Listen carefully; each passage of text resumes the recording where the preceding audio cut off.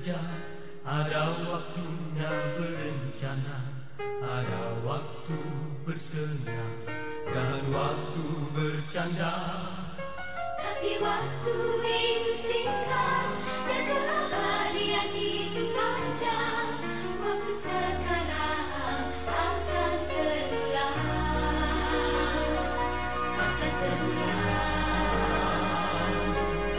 Ada waktu untuk lahir, ada waktu untuk mati. Kehidupan sekarang akan lalu dan pergi. Tapi hidup melayani Yesus itu berarti membuahkan harta abadi. Shalom, selamat pagi dan salam damai sejahtera untuk kita sekalian. Pada pagi hari ini saya akan berbagi tentang waktu. Topik yang akan saya bagikan pada pagi hari ini masih ada kaitannya dengan peringatan yang telah saya sampaikan pada rekaman sebelumnya. Saya sangat bersyukur untuk Roh Kudus yang hidup, yang bergerak, berkarya seperti yang terdapat dalam firman Tuhan. Tuhan Yesus kan berkata bahwa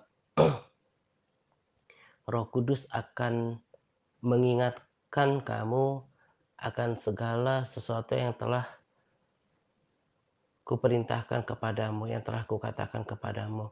Roh Kudus akan mengajar. Nah, kalau kita sudah membaca firman Tuhan, maka Roh Kudus akan mengingatkan firman Tuhan itu dikala kita perlu. Roh Kudus akan mengingatkan firman Tuhan itu sesuai dengan kebutuhannya. Nah, jadi kemarin setelah saya memuat rekaman RSSP di dalam grup WA tentang peringatan itu, saya masih merenungkan tentang pentingnya kita melakukan hal-hal yang yang bukan saja bermanfaat, tapi bernilai kekal di dalam hidup yang sementara ini. Salah satu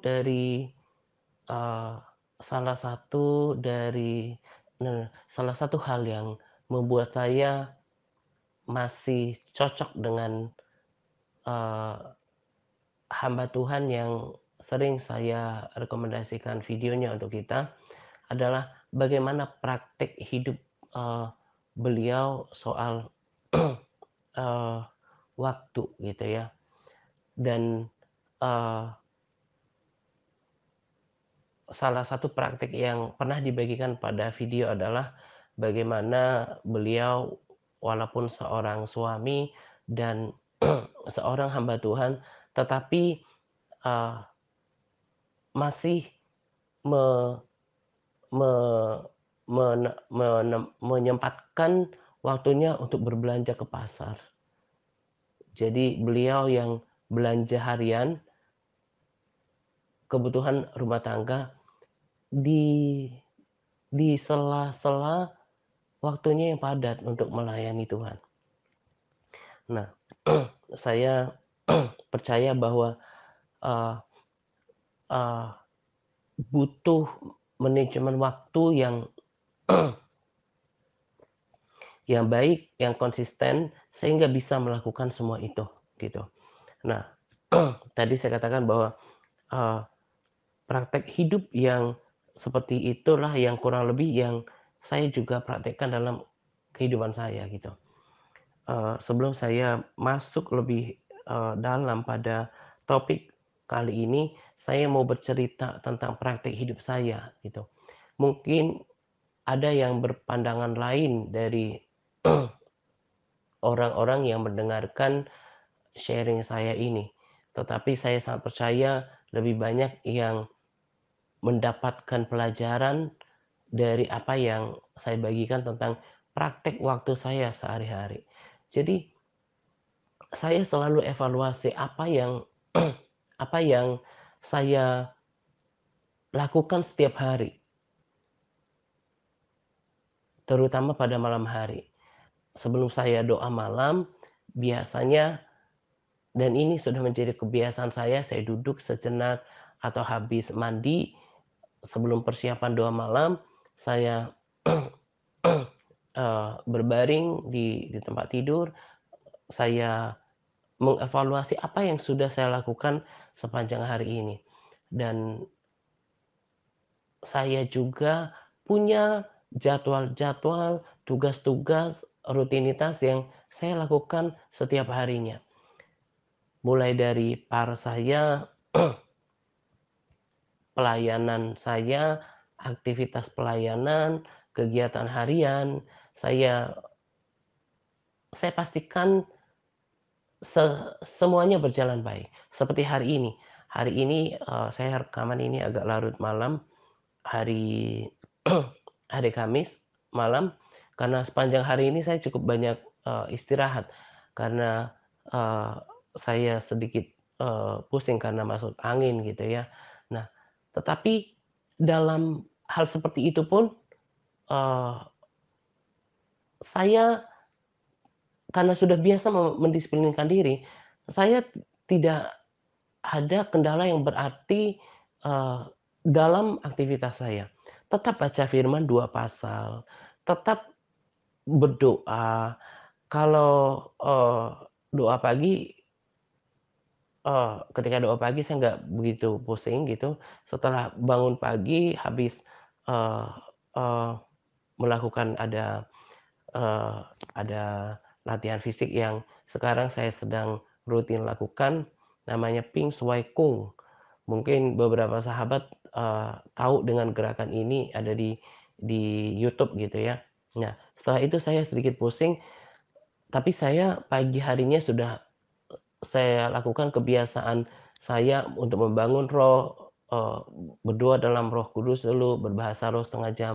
Kemudian habis itu saya rasa pusing gitu ya. Jadi doa siangnya nggak ada seperti biasanya, tapi saya ganti dengan, berdoa dalam bahasa roh lagi di siang hari.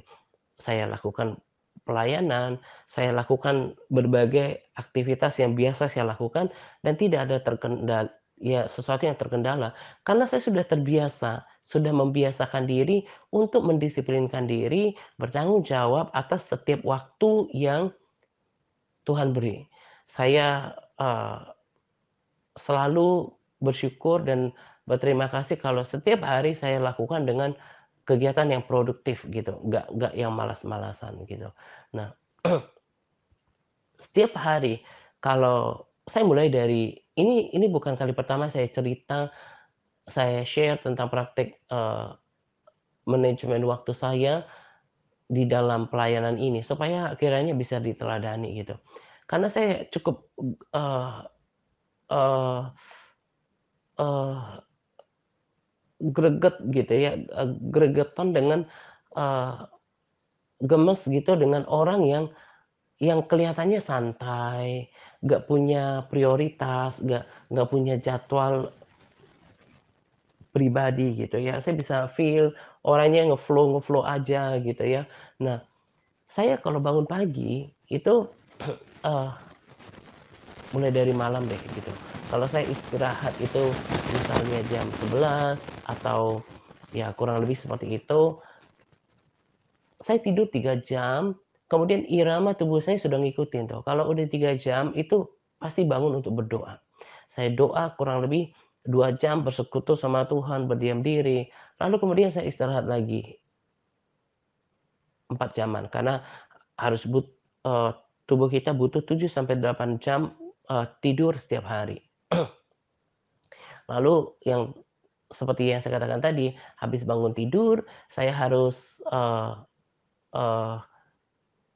berdoa dalam bahasa roh langsung 30 menit, lalu baca firman atau kadang-kadang pembacaan firman pasal pertama saya lakukan sebelum tidur lanjut setelah doa pagi gitu ya.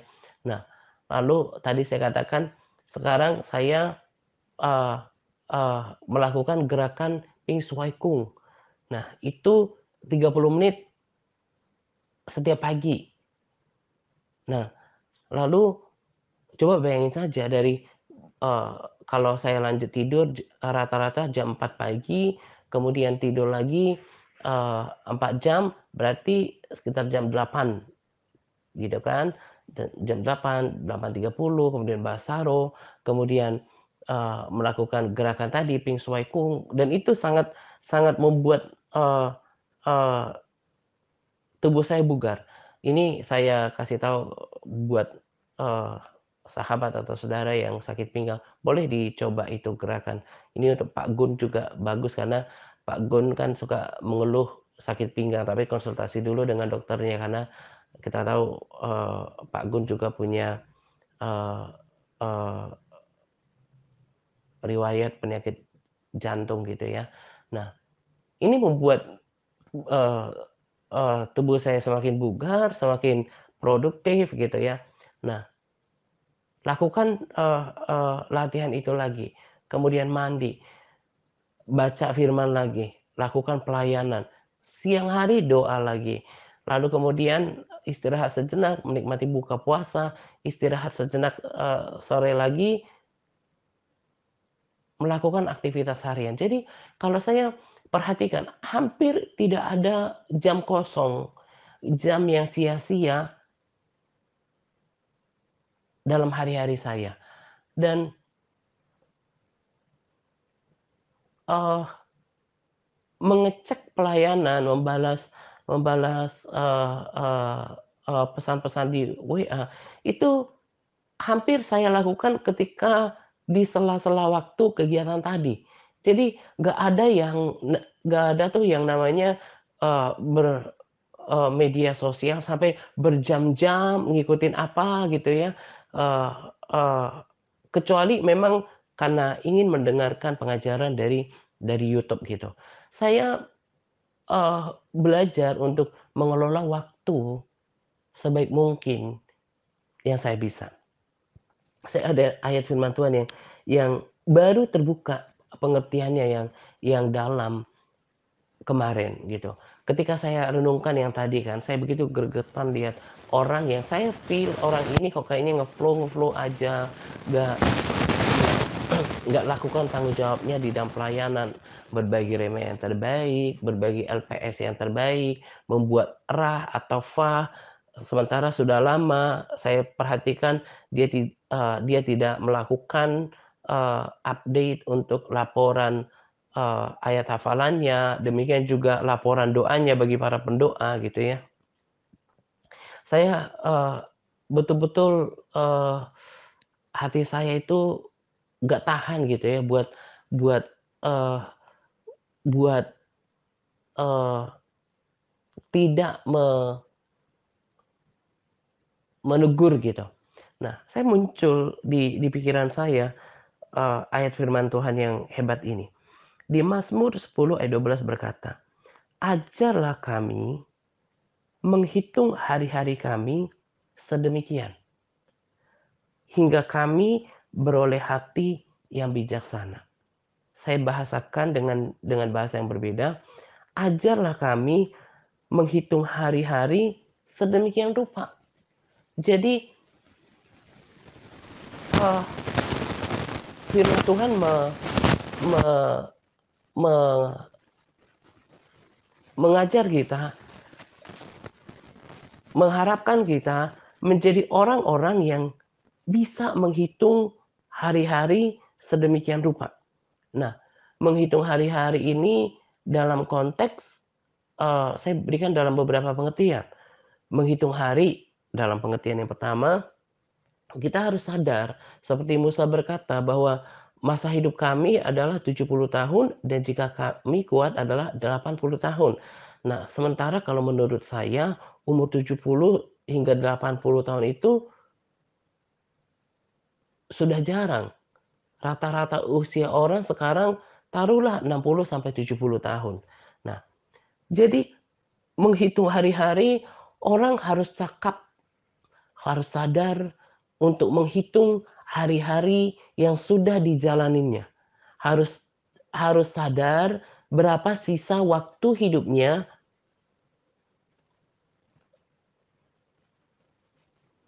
ketika dikurangi dengan masa usia yang sudah berjalan.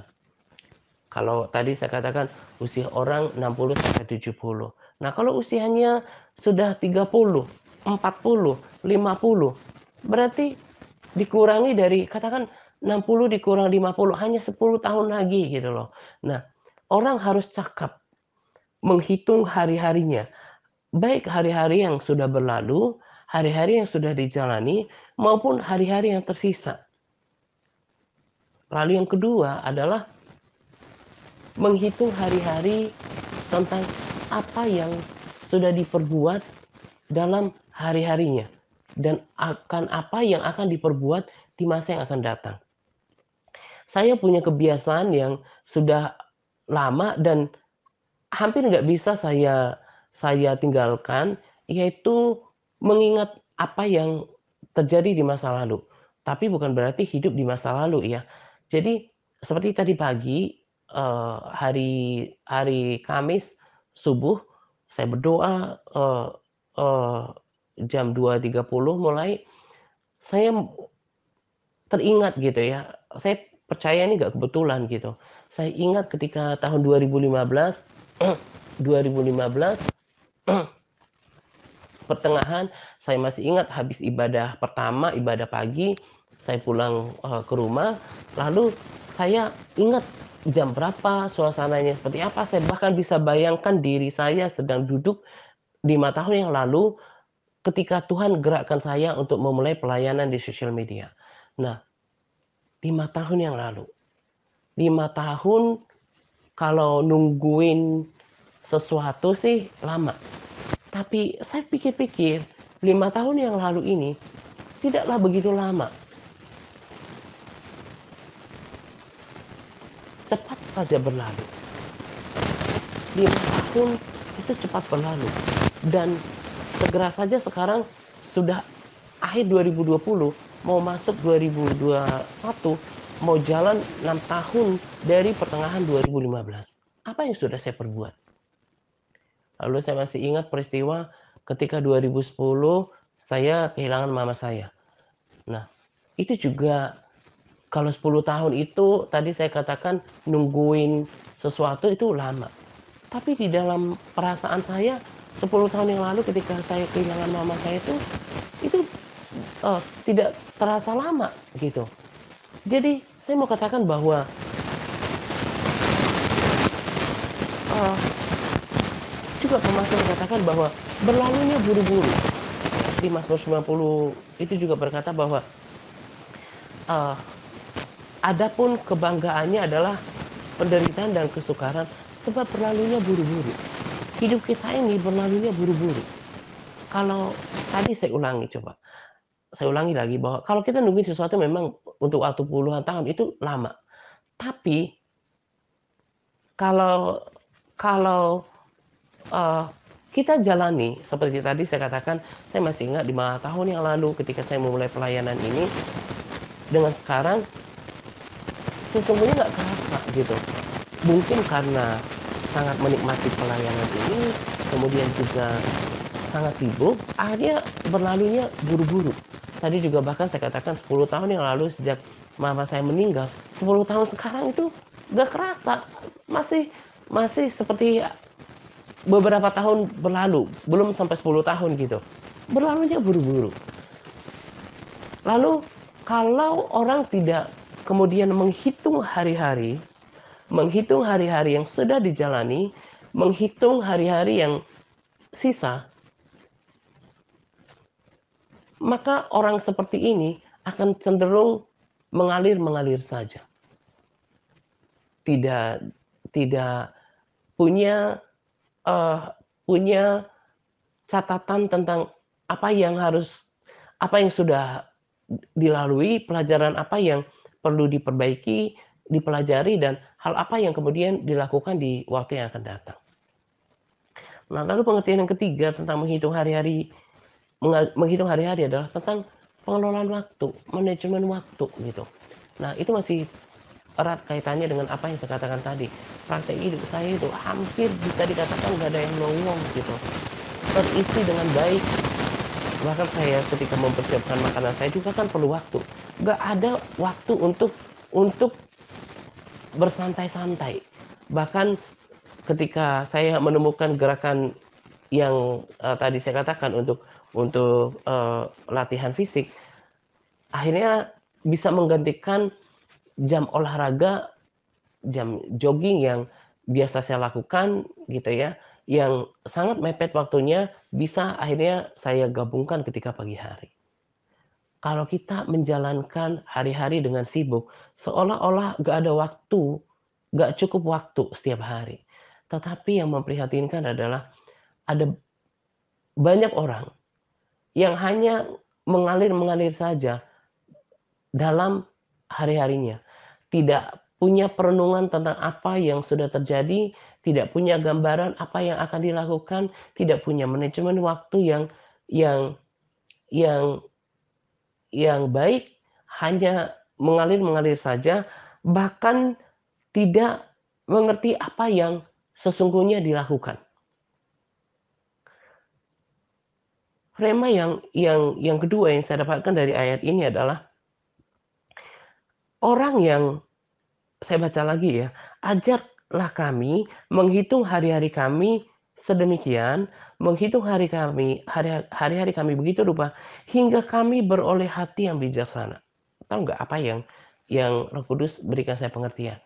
Orang-orang yang hidupnya itu mengalir-mengalir saja, tidak punya evaluasi dari hidupnya yang sudah berlalu, tidak punya rancangan atau rencana untuk hari-hari yang akan datang. Orang seperti ini akan cenderung bodoh. Nah, saya mau tekankan di sini ya, kalau saya berkata bodoh, itu bukan berarti bermaksud pada ngatain orang goblok atau tolol ya. Jadi yang ikutin sharing saya jangan sampai berpandangan yang tidak baik. Bodoh di sini saya lebih merujuk pada perilaku, ya.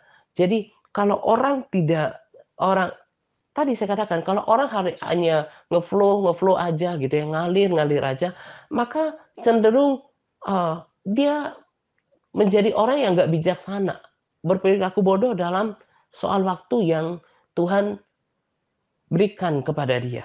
Tetapi kalau seseorang kemudian bisa mengevaluasi hidup yang sudah berlalu, punya gambaran tentang hari-hari yang akan datang, dia punya pengelolaan waktu yang baik, dia mengelola semua waktu yang Tuhan berikan. Jadi ajaib ketika seseorang bertanggung jawab akan hari-harinya, maka dia akan menjadi orang yang bijaksana. Dia menjadi bijaksana untuk mengelola hari-harinya, bijaksana dalam menjalankan kehidupannya. Saya renungkan terus ayat ini pada pagi hari. Maka orang yang tidak pintar dalam mengelola hari-harinya, yang cenderung ngeflow aja hari ini ya nanti kita lihat aja apa yang mau dilakukan gitu ya. Nggak punya schedule seperti yang saya katakan tadi. Saya kalau malam hari 3 jam itu irama tubuh saya sudah ngikutin, udah harus bangun dan berdoa. Lalu setelah saya berdoa pagi hari, kurang lebih 2 jam bersekutu sama Tuhan, lalu kemudian istirahat lagi, lakukan bahasa roh lagi, lakukan aktivitas fisik lagi. Kemudian mandi, istirahat harian, baca Alkitab lagi, kemudian 2 tengah hari menikmati buka puasa, pelayanan, mempersiapkan makanan saya gitu ya.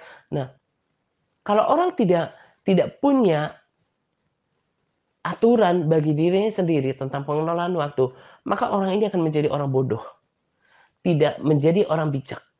Nah, tetapi kalau orang sudah terbiasa membuat jadwal-jadwal bagi dirinya, baik untuk mengatur kehidupannya pribadi, kemudian tugas-tugasnya, entah tugas rumah tangga, kantor, perusahaan, pelayanan, maka dia akan diberikan kebijaksanaan.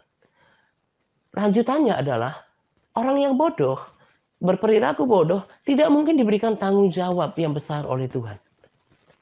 Karena mengelola waktu untuk dirinya sendiri saja dia tidak cakap. Bagaimana kemudian dia akan mengelola waktu menyangkut orang banyak. Mengelola waktu menyangkut visi yang dari Tuhan. Nggak mungkin. Nah, jadi dan saya bisa lihat itu, orang-orang yang kelihatannya tadi saya bilang nge-flow aja, cenderung cuma ikut-ikutan gitu. Nggak menemukan kehendak Tuhan dalam kehidupannya. Nanti saya lanjutkan di sini juga ya. Ada pentingnya kita memikirkan, menghitung hari-hari dalam kaitannya dengan penemuan kehendak Tuhan dalam diri kita sendiri. Itu juga ada hubungannya dengan hati yang bijaksana. Saya dalam hidup ini, di usia sekarang ini, saya sudah yakin betul bahwa saya sudah menemukan panggilan Tuhan dalam kehidupan saya. Saya sudah mengerti kehendak Tuhan dalam kehidupan saya. Di waktu yang lalu saya juga pernah bersaksi bahwa saya mengerti bahwa lewat suara Tuhan di dalam hati saya yang berkata bahwa saya ini nggak ditentukan untuk mencari kekayaan. Saya nggak ditentukan untuk mengumpulkan kekayaan. Makanya Tuhan izinkan apa yang pernah saya kumpulkan ketika di properti itu habis. Karena saya nggak ditentukan untuk berburu uang. Saya ditentukan untuk melayani Tuhan. Nah, dan oleh anugerah Tuhan saya sudah buktikan 5 tahun jalan 6 tahun. Saya setia di dalam uh, uh, melayani Tuhan, sekalipun seperti kesaksian saya kemarin, saya pernah dalam perjalanannya ada kalanya juga saya harus banyak belajar, tapi saya sesungguhnya tetap on the track. Saya tetap dalam panggilan itu, dan saya mau setia di sini. Seperti tadi saya katakan, 5 tahun yang lalu itu nggak berasa. Ini nanti 5 tahun yang akan datang penuh dengan visi, penuh dengan tantangan pelayanan, kemudian juga kegairahan, semangat. Maka untuk 5 tahun yang akan datang juga pasti nggak kerasa, dan saya sangat so excited untuk melihat apa yang Tuhan akan adakan lagi dalam pelayanan ini. Saya share kepada uh, uh, uh, di intercessor, pendoa syafaat, saya katakan bahwa coba saya hari-hari ini ditaruh di dalam hati saya bahwa punya visi untuk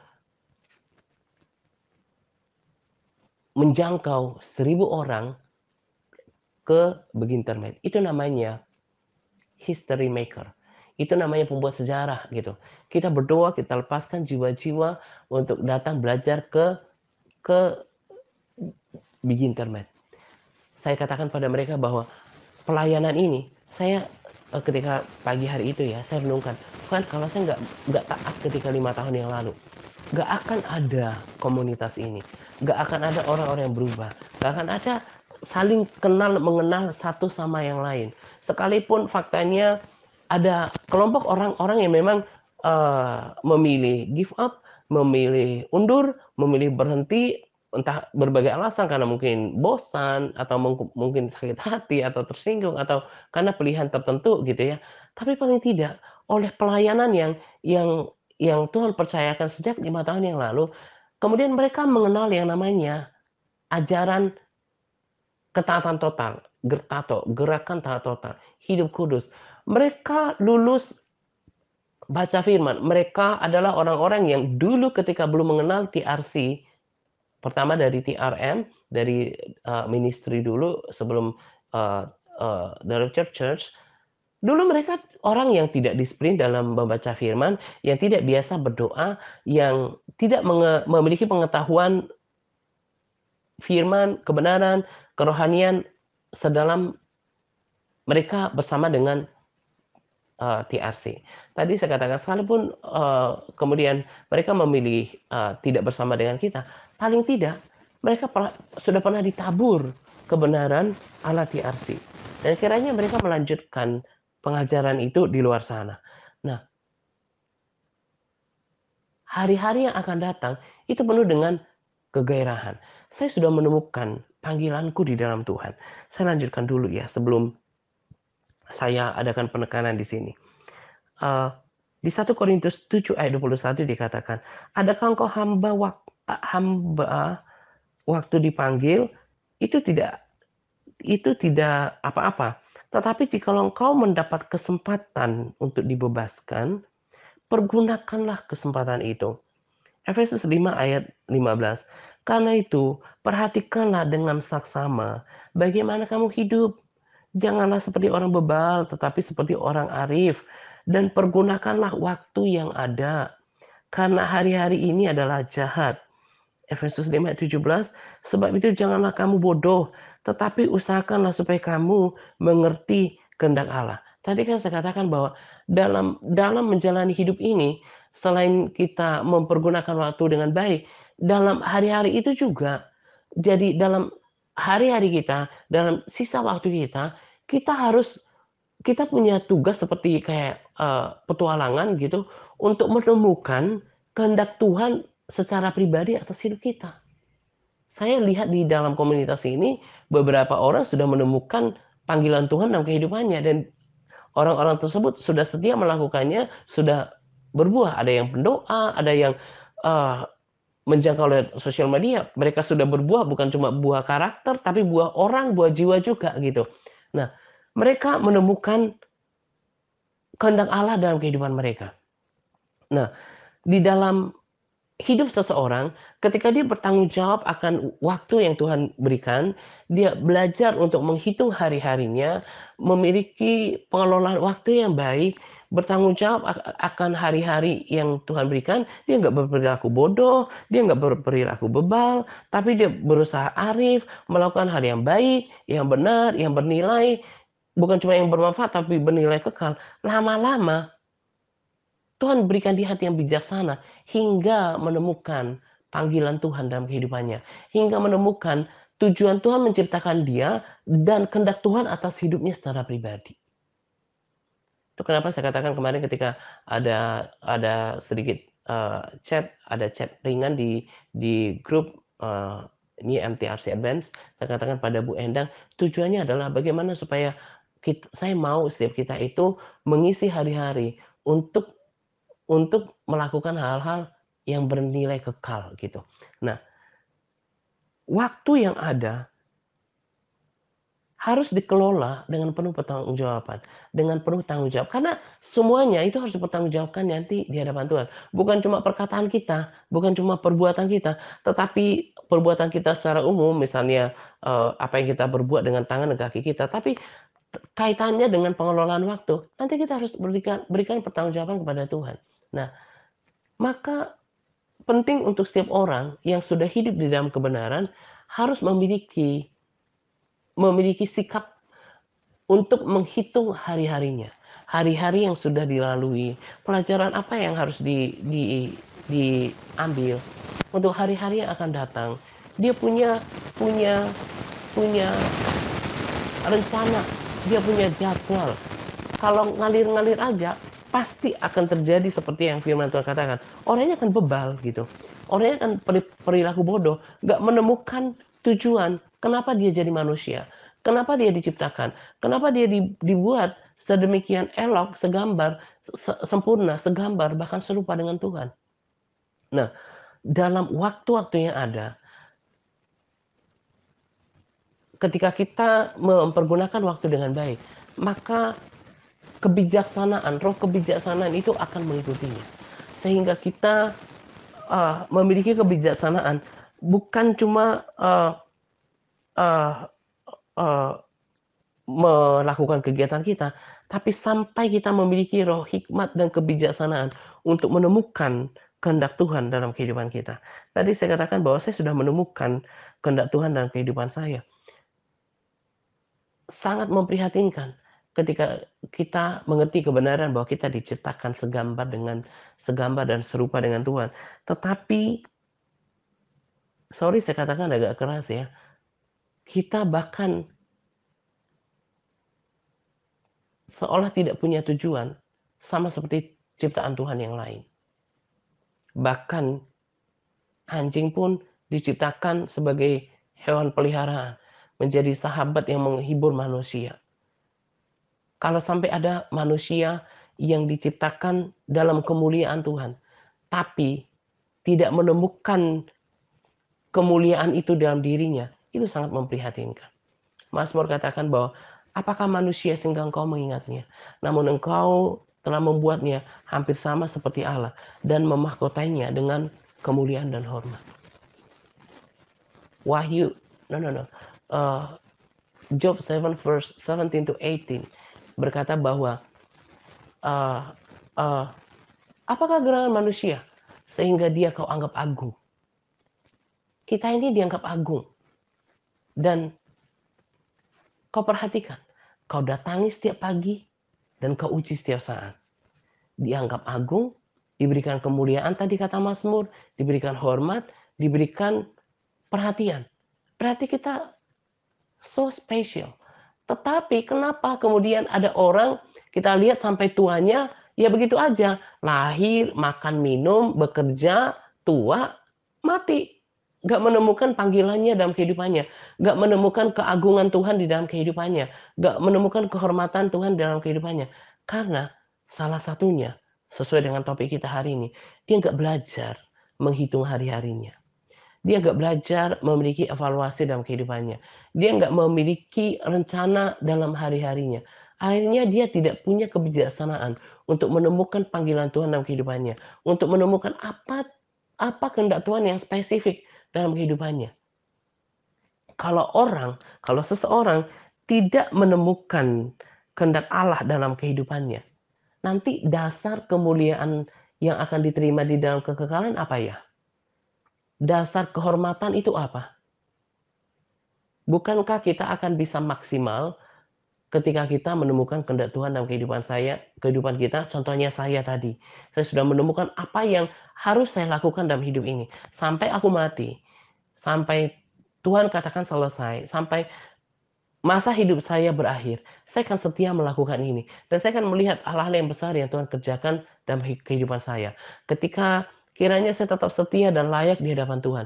Kalau nanti waktunya pengupahan, dasarnya apa? Apa yang saya lakukan dalam hidup?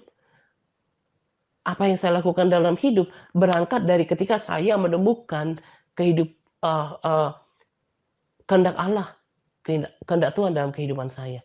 Dan saya percaya, apa yang saya tangkap sekarang, pemahaman yang saya dapatkan kini tentang kehendak Allah, itu tidak terlepas daripada kedisiplinan diri saya, komitmen diri saya untuk mendisiplinkan diri saya, untuk menghitung hari-hari. Tadi saya katakan ada kebiasaan yang tadinya saya pikir aneh, tetapi ternyata itu nggak menyimpang. Saya suka melihat apa yang sudah saya lakukan di masa lalu. Bukan berarti hidup di masa lalu. Saya mengatur semuanya. Jadi kalau ada orang, jam tidurnya aja dia nggak bisa atur, jam istirahatnya dia nggak bisa atur. Ada orang yang dengan sombongnya berkata nggak punya waktu untuk baca firman, nggak punya waktu untuk berdoa. Itu sebetulnya orang yang bebal, yang tidak mengerti cara menghitung waktu. Dan orang yang seperti ini tidak akan pernah bisa menemukan kehendak Tuhan. Tadi saya katakan bahwa kita ini berbeda dengan ciptaan yang lain. Tuhan memberikan kita kehendak, tetapi kehendak itu, penemuan kehendak itu erat hubungannya dengan sikap orang dalam menghitung hari-harinya. Jangan biarkan waktu yang ada cuman mengalir aja. Orang harus punya agenda dalam kehidupannya. Apa yang harus dilakukan? Apa yang akan dilakukan di masa hidup yang akan datang? Umur terus akan semakin tua. Apa yang bisa dilakukan di masa muda? Nanti kalau sudah tua, bangun aja dari duduk misalnya udah harus berpegangan gitu ya. Nanti semakin waktu kekuatannya semakin hilang. Nanti kalau menemukan, syukur kalau di masa tua dia masih menemukan kehendak Tuhan dalam kehidupannya. Kalau enggak sama sekali. Nanti Tuhan mau hargai berdasarkan apa? Tuhan memberikan hormat dan pengagungan itu berdasarkan apa? Yang saya tahu, yang ada adalah murka. Di 1 Petrus 4 ayat 1 berkata, jadi karena Kristus telah menderita penderitaan badani, kamu juga harus juga mempersenjatai dirimu dengan pikiran yang demikian. Karena barang siapa telah menderita penderitaan badani, ia telah berhenti berbuat dosa. Ayat 1 Petrus 4 ayat 2. Supaya waktu yang sisa jangan kamu pergunakan menurut keinginan manusia, tetapi menurut kehendak Allah. Jadi kalau ada orang yang sudah diberikan kebenaran yang seperti ini, tetapi dia masih mempergunakan waktunya berdasarkan keinginan manusia. Maksudnya ya kalau malas ya malas aja gitu ya. Kalau nggak suka ya nggak suka aja gitu. Nggak lagi seperti itu. Kalau orang masih seperti itu, ya sama orang bebal. Tetapi 1 Petrus 4 ayat 2 berkata bahwa harus menurut kehendak Allah. Kehendak Allah apa? Menurut kehendak Allah apa? Ada waktu yang dialokasikan untuk baca firman. Ada waktu yang dialokasikan untuk merenungkan firman. Ada waktu yang dialokasikan untuk berdoa, berpuasa, mendoakan orang lain, melayani Tuhan. Ada waktu untuk istirahat, ada waktu untuk bekerja, ada waktu untuk berbuah. Ada waktu-waktu menurut kehendak Allah dan harus dituntun dengan firman Tuhan. 1 Petrus 4 ayat 3 berkata, sebab telah cukup waktu kamu pergunakan untuk melakukan kehendak orang-orang yang tidak mengenal Allah. Kamu telah hidup dalam rupa-rupa hawa nafsu, keinginan, kemabukan, pesta pora, perjamuan minum, dan penyembahan berhala yang terlarang. Dulu kita mempergunakan waktu semau kita. Mau hangout di mall sesuka-suka, nonton TV, ya TV berjam-jam. Saya dulu habis kerja itu saya bisa nonton TV berjam-jam setiap hari, bisa 3-4 jam baru tidur, nggak PPW. Sekarang saya nggak pernah nonton TV lagi, sudah saya lakukan bahkan akhir 2017 atau awal 2018 sampai sekarang saya hanya cek berita di online saja. Kalau orang sudah kemudian menerima pengajaran yang seperti ini di TRC, tetapi masih berperilaku bodoh, hidupnya ya ngalir-ngalir aja, dia nggak alokasikan waktunya untuk berdoa, untuk menghafal firman Tuhan, untuk berpuasa, untuk beribadah gitu ya.